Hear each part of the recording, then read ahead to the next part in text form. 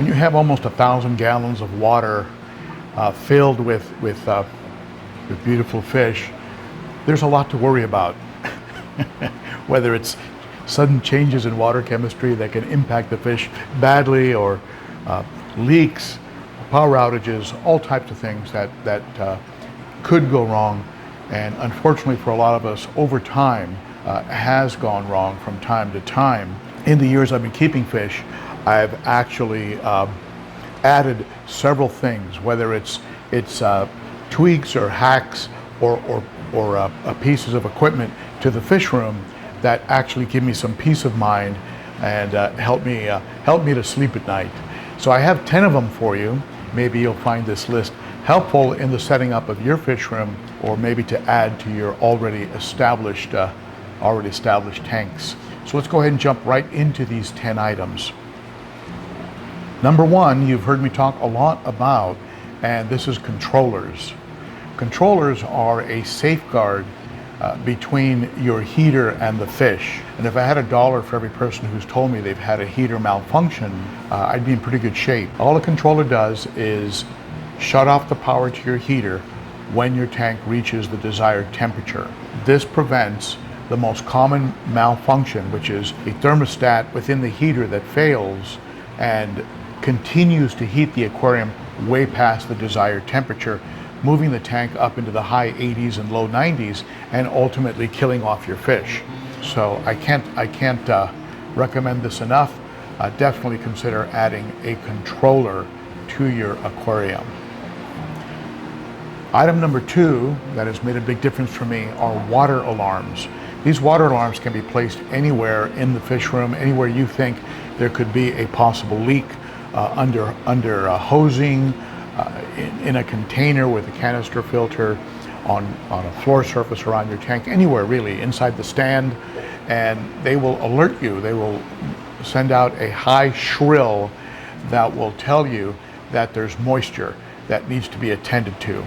And I currently have them inside the baskets, the Tupperware tubs that I have my canisters in. And I have a third one that I'm going to be placing somewhere on the floor here in the garage, just to give me a general alarm in case something is leaking that isn't connected to a canister filter.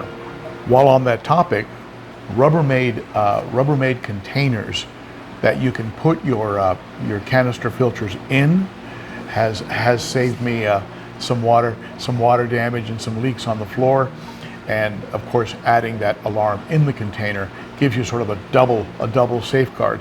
I also keep a large Rubbermaid tub on hand, just in case, just in the event that I spring a leak, or there's a problem with a certain fish and I don't have a tank ready or a tank available. I can go ahead and fill up a Rubbermaid container, throw some seeded media in there, or some Fritzyme 7 or Seachem Stability, and I've got an instant fish-ready enclosure to medicate a fish, or quarantine a fish, or put fish in while a tank is being repaired. This is more of an advanced tip, but for those of you who are running sumps and pumps into your aquarium with return lines into your aquarium, another tip that gives me a lot of peace of mind is with the return lines on the pumps. The pumps that are in my sump filtration units, when the power goes out, you can have what is called a back siphon. The aquarium will start siphoning water back to the sump tanks, the sump enclosures. There's a couple things you can do about that, and one of them is to drill a hole just a little bit below the water line. And what that'll do is, as it drains back into the tank, into the sump tank, it will actually break the siphon by introducing air into the line. So all of my return lines are either right up against the surface, like in the 300 gallon. They're the openings that return water to the tank are right by the surface, so that they take in air right away. And with this pump here, where I use a hook system, right, that just hooks over the back of the tank, that has a hole drilled as well. That'll break the siphon and stop the back siphon to the sump. Another safeguard is also using what are called one-way valves. And these are valves that only allow water to go to the tank, but will slam shut when water tries to go back siphon. Those valves can sometimes fail, and this is why I suggest using the double safeguard of drilling a hole just below the water line and the one-way valves, and that way you'll be very unlikely to back siphon and overflow your sump. Another thing that I recommend very highly are power backups, whether it be a heavy-duty battery like an uninterrupted power supply, right? A UPS battery. I have one that's like 5,000 watts, I think, something like that. It's a pretty powerful unit, maybe it's 3,000, but it can run things for a little while. But not if you're running heaters. If you're running heaters and it's the winter, those power backups are not going to last too long, and so under those circumstances, if you're in like parts of the country that get real severe weather and you can have a power outage in the middle of it, it's a good idea to have an actual generator that you can run, and it'll run the house for 8, 9, 10 hours. And I have both uninterrupted power supplies, and I have a very large Duramax, a 12,000 peak watt Duramax that I plug into a 50 amp receptacle on the outside of the house. It runs on propane, and it can run the entire house during a power outage for I don't know, maybe most of a day. So definitely have some power backup. Now, along that same line, one of the things that'll kill your fish is a lack of oxygen, because you lose all surface tension breakup. So there's no CO2 escaping, there's no oxygen coming in, right? There's no exchange going on.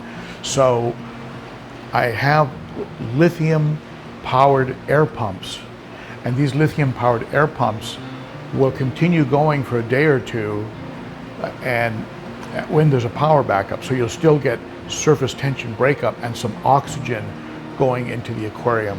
Unfortunately, when there's a power outage, the first fish you lose are the ones with the highest oxygen requirement, and so those will die off on you until the level gets to a point where it can sustain the remaining fish.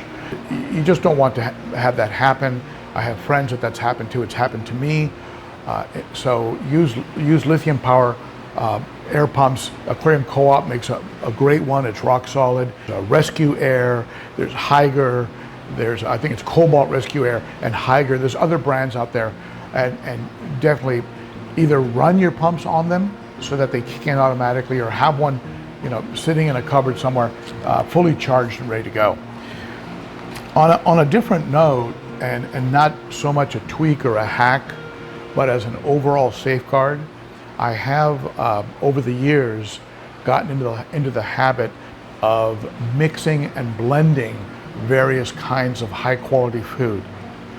My food mixture is, you've got Extreme, you've got Sarah, you've got Northfin, you've got some of Cunningham Tropical's food in there. There's veggie, there's protein, there's bug bites, there's all kinds of stuff in there. There's krill, so I mix food to give the fish a full spectrum of nutrition, because it's I don't believe any one company has it completely nailed for your particular fish. So just give them a wide spectrum and just make sure you're covering all the nutritional requirements of your fish. Another nutritional requirement, which is a little bit hard to deliver because in the wild they get it from the water, are things like minerals and things of that nature. And for that reason, I add trace minerals, and I also add Vitamax, which is a vitamin supplement. It's about a drop, like a teaspoon for every 50 gallons. So every time I do a water change, I hit the tank with a dose. The fish seem to respond well to it, and they get nutrients that they would absorb through their body that they might not otherwise get from the food that's being provided, or the natural water mineral content that they're in. Those are my 10 tips for tweaks and hacks and equipment that have made a big difference in the fish room and given me some peace of mind, some ability to sleep a little better, knowing that I'm ready and prepared for things that can go on down here. If you have some, please share them below. We all learn from each other on this channel, and I'd like to hear about them and maybe go out and acquire them if these make sense and I like them. And otherwise, hope to see you on Saturday at the Cichlids Coffee live stream every Saturday at 11 a.m.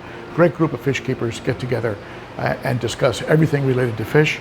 And if you'd like to support the channel, consider becoming a Patreon supporter. Starts for as little as $3 a month. And last but not least, to subscribe, hit me in the mug up here. And for my best tips on taking care of aquariums, click on this playlist and you'll have enough to keep you busy for a long time. I've got probably about 1,500 videos floating around, so there's a lot of content. All right, thank you, my friends, for stopping by. You are appreciated. You are the best. I'll see you again soon. Bye-bye.